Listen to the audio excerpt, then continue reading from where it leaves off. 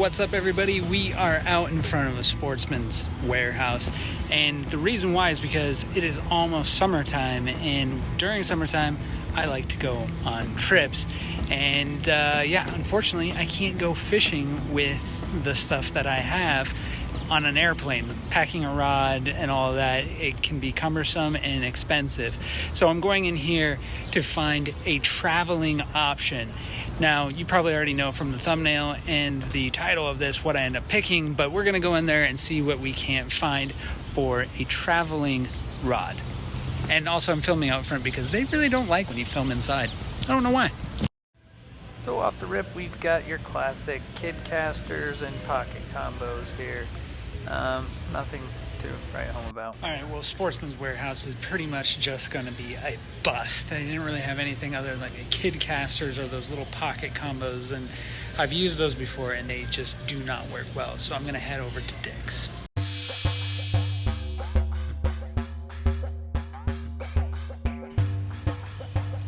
Oh yeah, made it to Mills Fleet Farm. Gonna go check out the travel rod situation here. This St. Croix travel rod is a really good option, but it will not fit in my bag. It's too long. Luckily, they do have a few other options here. And first I saw this pocket combo spinning deal, but then I noticed this baitcaster by Proficiency. It looks really legit and it's not that expensive, so I think this is what I'm gonna go with. I'm gonna snag this up and I'll see you back at the house.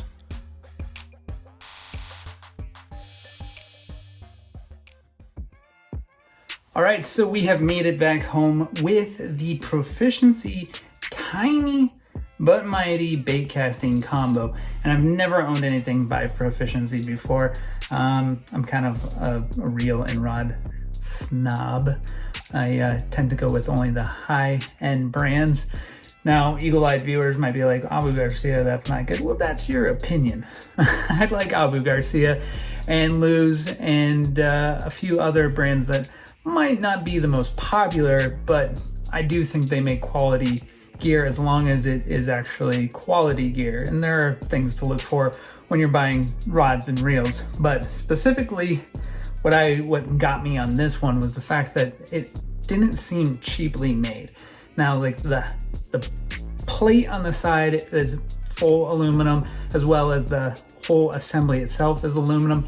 Even the star on the star drag is aluminum, not plastic. This isn't cheaply made. I think that this will actually get the job done. That's why I stayed away from the kid casters. This is not a total joke.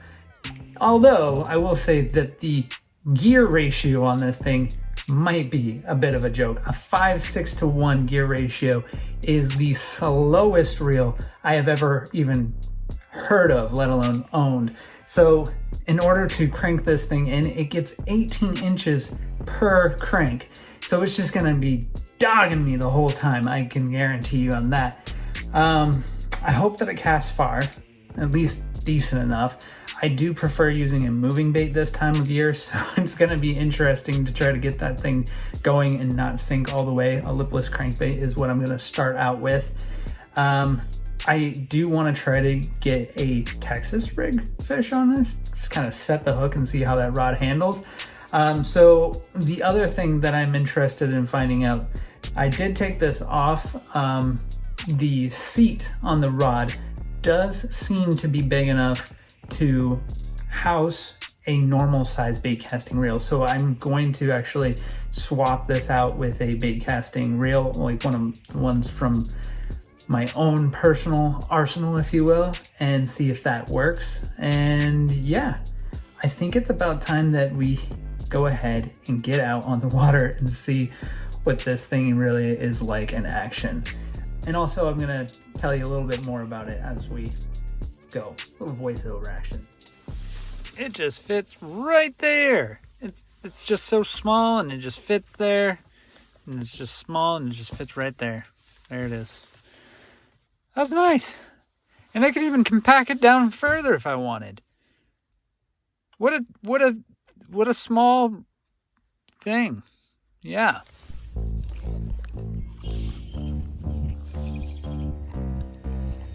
thing is ridiculous.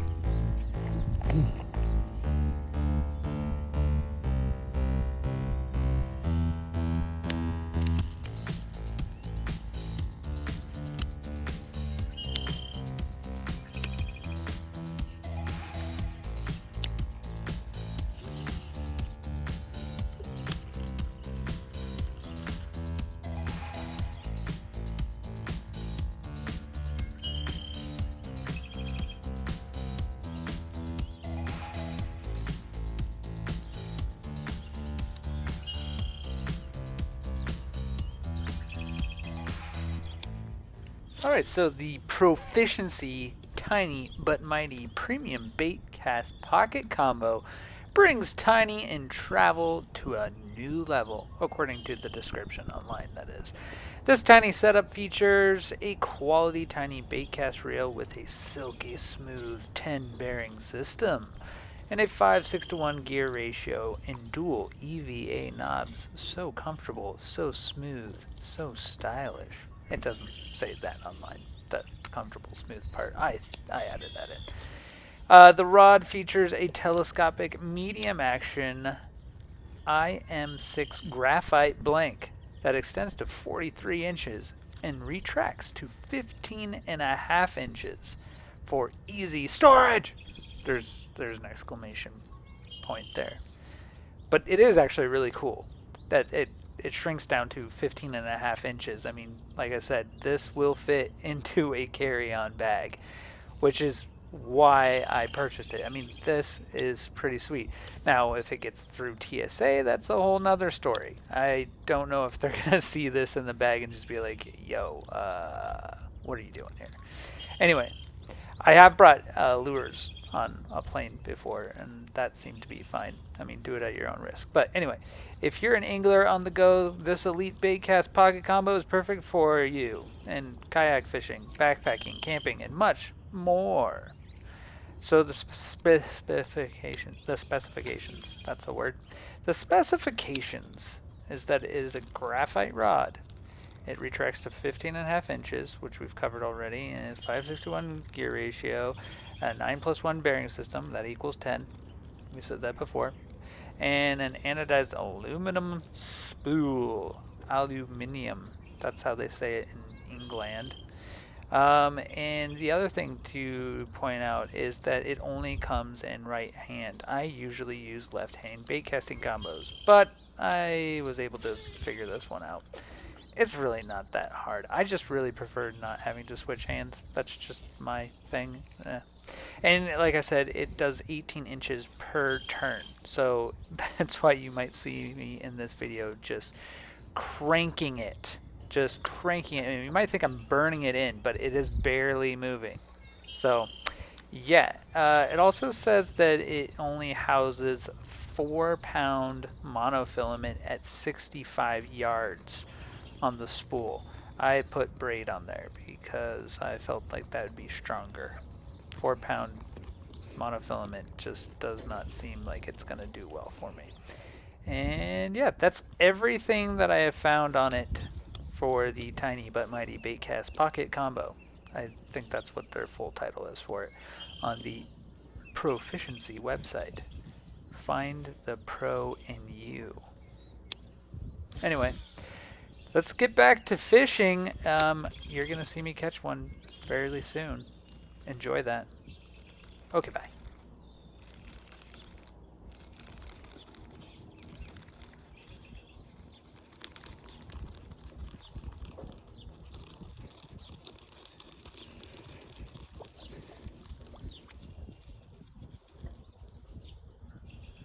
And this reel is just unbelievably difficult to bring in. It's just 15,000 cranks every single time I cast it out and try to burn it back in.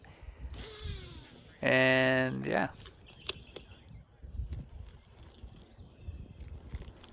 But honestly, fish don't know what rod you're using or line. I mean, I guess there is line shyness. People swear up and down by different lines, and really it comes down to which one is going to break or not break. That's what I care about. You know, when it comes to different types of line, monofilament, braid, and fluorocarbon, you know, there's differences in what is buoyant and what's not.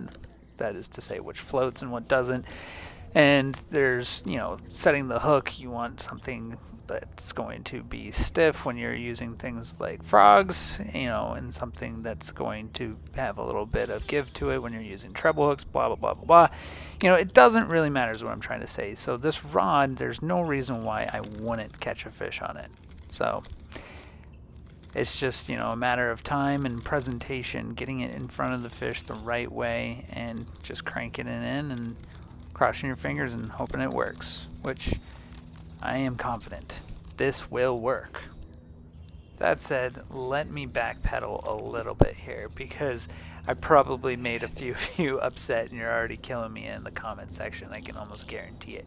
Let me tell you, your rod does matter. The length of the rod, the weight of the rod, the speed of the rod, it does matter when it comes to landing the fish and setting the hook the right way per the lure that you are using.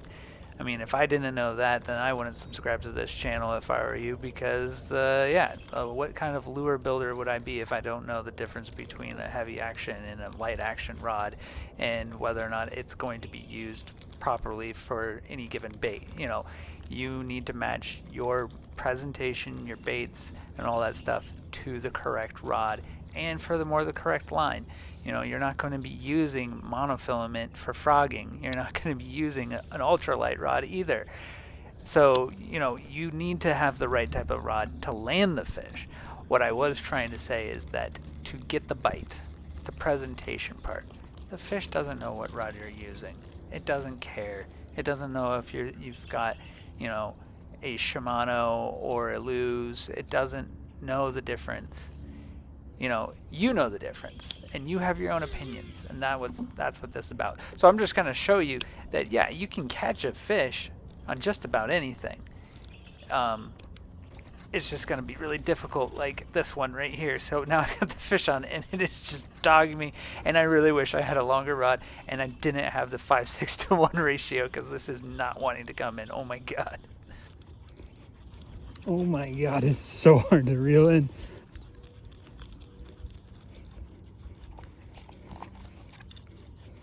Oh, he just came off.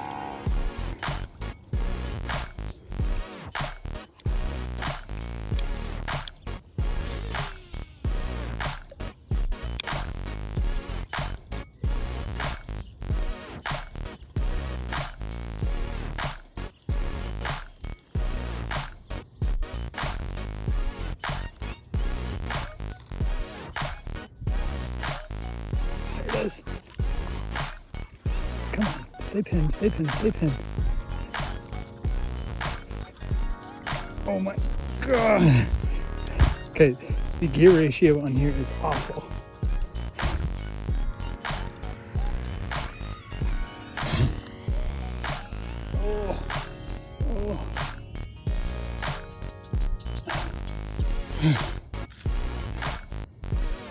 That is ridiculous.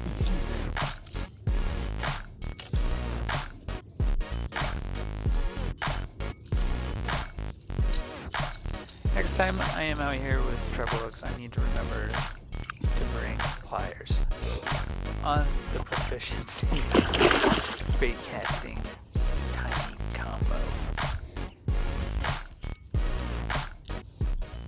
When I was filming this, I actually had my phone flipped vertically because I thought I was just going to do a short for YouTube. However, I ended up just crushing them and having a great time. So I'm just going to show this next one in its native format so you can see the whole thing.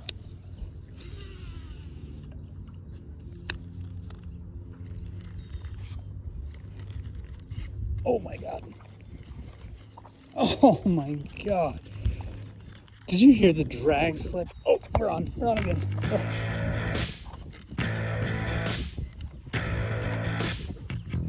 He is aggressive.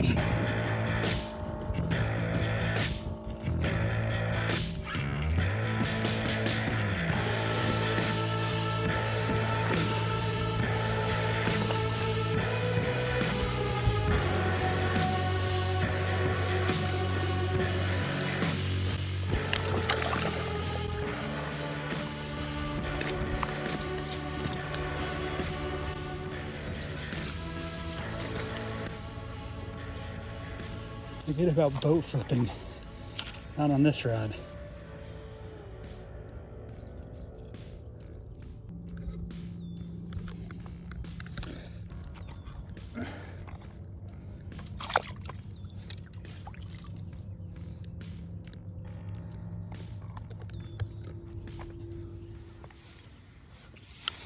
Alright, so let's talk practicality here. This rod is really good for just, well, two things. One, it's good for traveling. It does what it says it's going to do. It's a traveling rod. It's a pocket combo, as they say. And really, it's the rod that is the star here. The reel is a powerhouse and it works well. However, it's just not practical. It is ridiculously slow to retrieve, and fighting a fish of any size would just be ridiculous. That said, the second thing that it's good for is fun. Fighting the fish, even though it is such a pain, it is entertaining. It is a blast. You'll find yourself sharing this rod with your friends, taking turns with it and saying, try this out, because it is that ridiculous. And I say ridiculous in not a derogatory, mean way. It's silly. It's fun to play with. I mean, it is what it is. So many of you are probably thinking, well, if I wanted to use this as a legit tool, can I put a normal size bait casting reel on it? And the answer is yes. As you can see here, I've got the 13 Fishing Origin TX on it, and it's doing just fine. And yeah, I think that it works as a combo for those times that you might be on a trip and you want to bring along a rod reel and go fishing and not have to go to a local shop and buy something just to have to either return it or eat the cost of it. I mean, this does work. And I did end up catching a fish Texas rig on it, just not on camera, unfortunately. And you just have to take my word for it. It does work, and setting the hook is a blast. It's a lot of fun on something so small. I did not catch anything over, I'll say 3 pounds, and that's being fair. I mean, probably 3.5 pounds was the biggest fish that I did catch on this.